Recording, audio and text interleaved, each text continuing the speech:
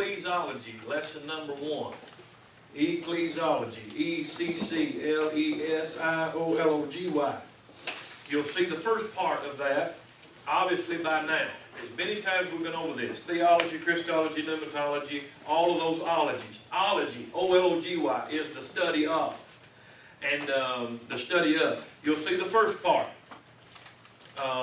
Ecclesia is a transliteration of the Greek letters over, that's, for the word church. So basically what we're going to be studying in ecclesiology is the study of the church. What is the church? Is it a building? Is it a steeple? Is it pews? Is it a pulpit? Is it a group of people? What is it? And so that's what we're going to be looking at. Is there only one definition of church? Is there all of that? So we're going to be looking at all of that. Church is found about 77 times in the Bible, in the King James Bible. Churches, plural, is about 37 times. And we'll go over some of that as far as Gospels versus Pauline epistles and versus the book of Revelation and so on and so forth. So that's what we're going to be talking about.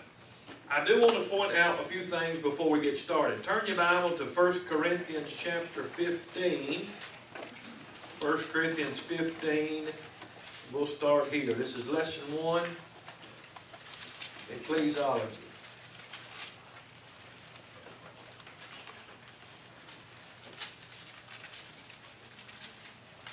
And if you really want to impress people, tell them what all you're learning.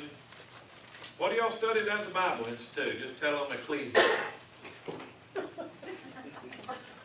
What in the world's that? Oh, you'd have to pay $30,000 to know what that is. And you're getting it for free. Yeah. Ain't that a blessing? Yeah. Thank the Lord for our church and all those that give.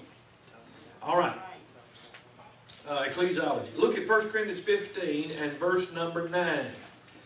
The Apostle Paul is writing here, and verse number 9 says, "For I am the least of the apostles, that am not meet to be called an apostle, because I persecuted the what? The church of what? Preposition of, church, belonging to God."